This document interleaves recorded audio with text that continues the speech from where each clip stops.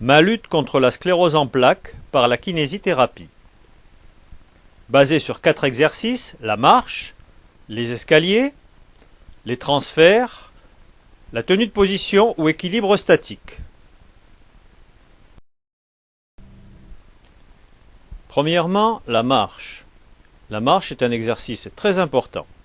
Pour ce patient, la marche se fait avec 2 cannes anglaises et son périmètre de marche est d'environ 100 mètres.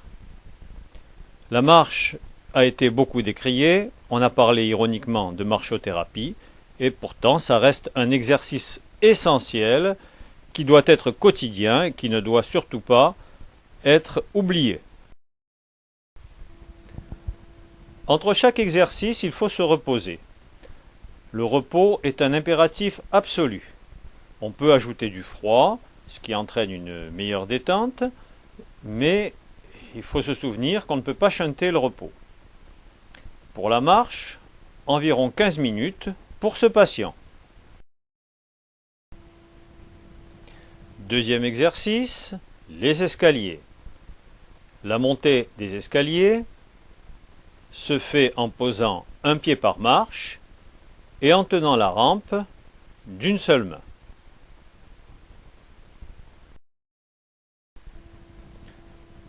Pour chaque patient, il faut déterminer le nombre de marches qu'il doit franchir pour entretenir son endurance. Ici, il doit monter 20 marches environ. La descente est plus difficile que la montée. Malgré cela, le patient peut effectuer cette performance en se tenant avec une seule main et en posant un seul pied par marche.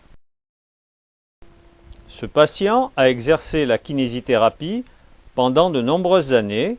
Il connaît donc l'importance de faire connaître ces techniques de rééducation auprès de ses confrères et auprès des patients.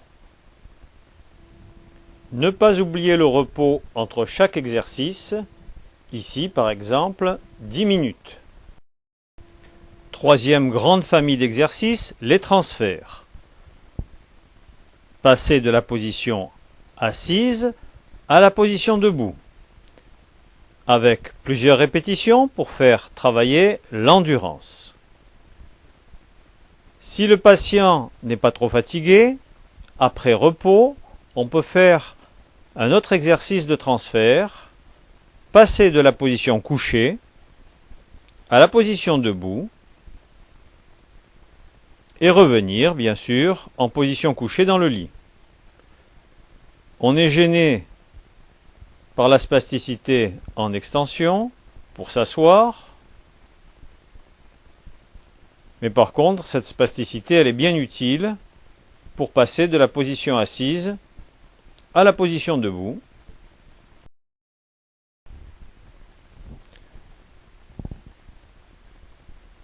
On voit que le sujet s'est laissé tomber d'un seul coup, c'est le phénomène du canif qui se ferme d'un seul coup, classique pour les gens qui ont de la spasticité.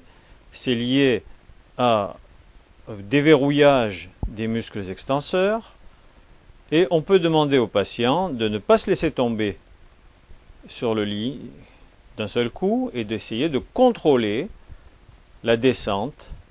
Vous allez voir qu'il va arriver à contrôler cette descente. Voilà, c'est beaucoup mieux réalisé. L'exercice sera répété plusieurs fois pour travailler l'endurance.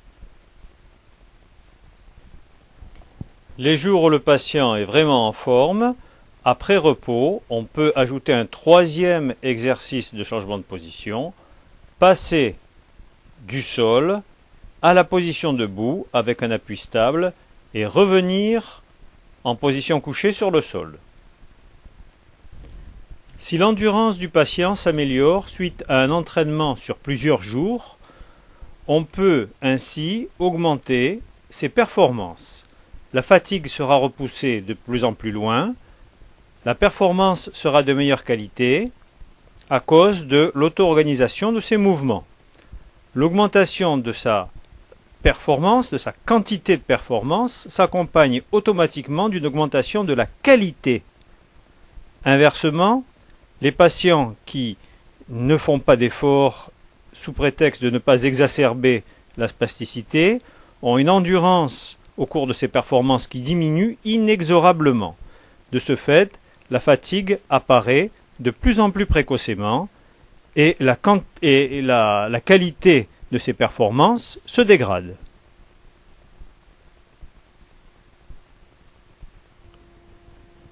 On n'insistera jamais assez sur l'importance du repos. Alors, quatrième exercice, équilibre statique. Les autres exercices nécessitent également de l'équilibre, c'est un équilibre dynamique. Alors, pour ce patient, ce qui concerne l'équilibre statique, il va tenir 2 minutes dans cette position.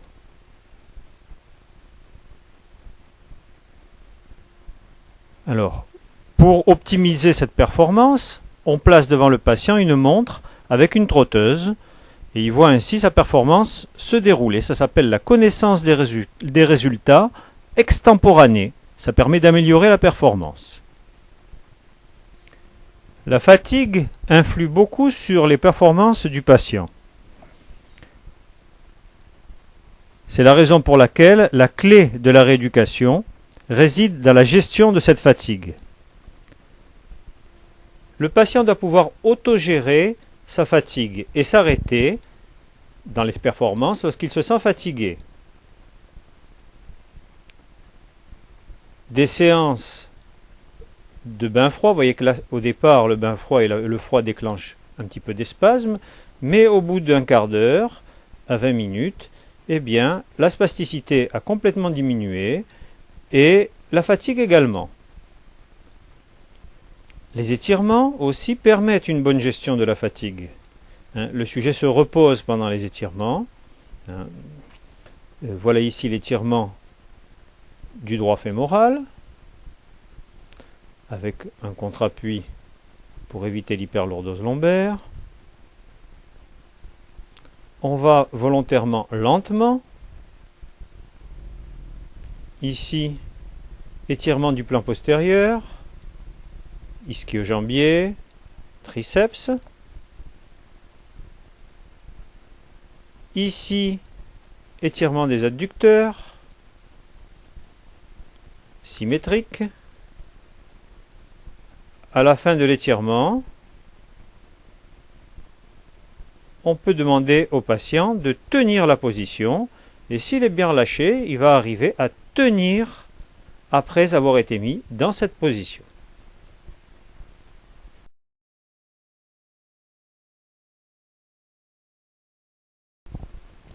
La spasticité porte plus volontiers sur les muscles polyarticulaires, mais certains groupes monoarticulaires sont également spastiques. Attention à ne pas déclencher des spasmes. Vous voyez le spasme ici? Donc il faut y aller très très doucement. Et même en allant doucement, des fois, vous avez, vous voyez, ce type de triple flexion, tout à fait caricaturale. Alors la position à plat ventre doit être tenue tous les jours une demi-heure par chaque patient. Les pieds en dehors de la table, et au départ il y a des spasmes, mais ils vont se calmer progressivement. Il ne faut pas mettre de coussin sous le ventre pour utiliser le réflexe tonique lombaire en extension. Voilà le repos qui peut être accompagné de déclives et de coussins vibrants. Alors le fauteuil roulant électrique, eh bien, ça permet d'économiser l'énergie du patient pour les exercices les plus essentiels. Car s'il doit rouler son fauteuil roulant manuel sur de longues distances, il ne pourra d'abord pas faire ces longues distances, il sera donc bloqué chez lui, alors que le fauteuil roulant électrique lui donne vraiment une indépendance tout à fait formidable.